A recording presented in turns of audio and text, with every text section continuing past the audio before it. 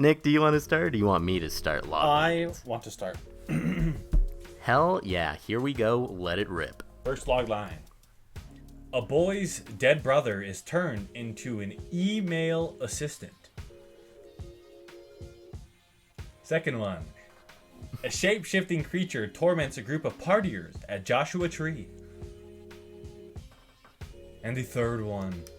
A stoner suddenly develops psychic abilities to the shock of his friends. Is the And the second fourth one head one. count? What? Just kidding. The second one is head count.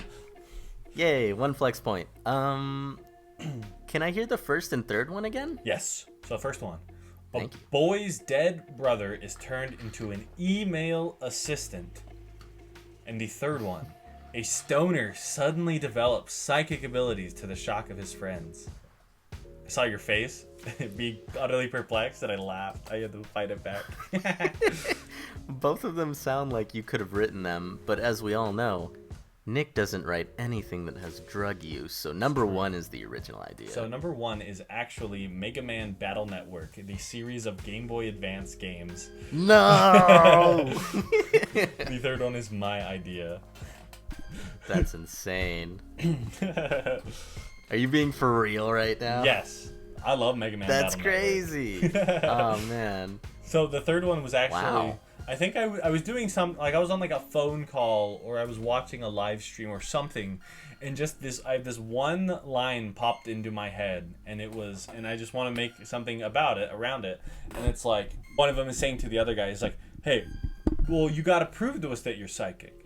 Tickle the back of my balls right now. And then he goes, he's telling the truth!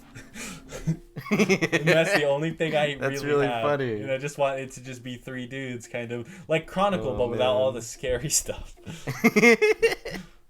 Like Chronicle, but only one of them has powers. Also, like kind of like Oh, Idle man. Hands. Idle Hands as a title? Idle Hands is a stoner horror movie comedy with Seth Green. Oh, never seen it, never heard of it. It's pretty Sounds good. interesting though. It's Mega it's Man Battle dated. Network. Yeah, I man. can't There's 6 of believe them.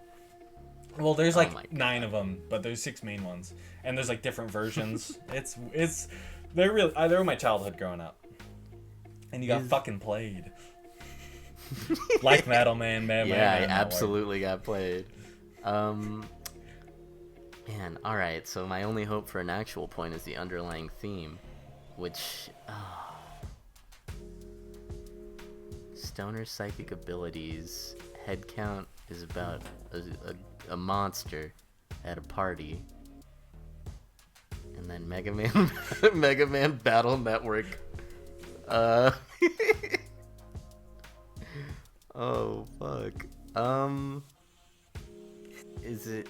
It's not imposter because the last one isn't imposter. Neither is the first. Is it proof? It is not Like proof. proving your power or something like that? It is not proof. Ah, damn it. It is changing or shifting, because the first one is turned into like he's turned into like an online. It's like a virus defender kind of thing. I should explain Mega Man Battle Network. Okay. Because this is the spoiler of the first game, but don't worry, they never bring it up again. Really. So he's turned into so everyone has like these online avatars, but they're like different from you. So it's not like you're controlling them, but they have their own personality, and you fight viruses. They're to protect you from viruses online by physically shooting them. It's very fun. it's very fun. Yeah. So his dead brother, Hub, and the main character's name is Lan. Yeah, there's lots of puns in this one. And very funny spelling errors because the translation team did a big rush job. But they... So he's turned into an email assistant, whatever. The shape-shifting creature shift shapes, obviously. And then the stoner develops psychic abilities. So gaining.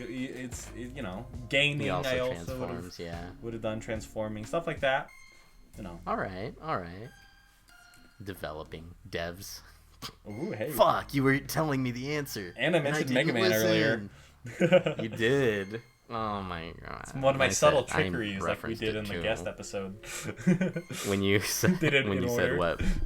Yeah. When you Shaun of the Deaded us. Yeah. Man.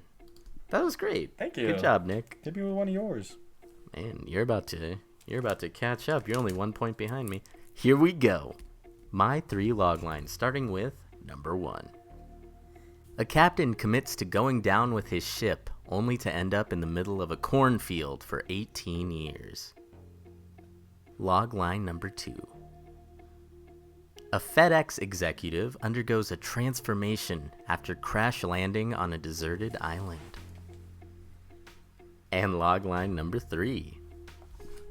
While attempting to save her father during a hurricane, a college swimmer finds herself trapped in a flooding house, fighting alligators. Okay, so number 2 is Castaway, number 3 is Crawl, and the first one's yours? Yup. Here we go.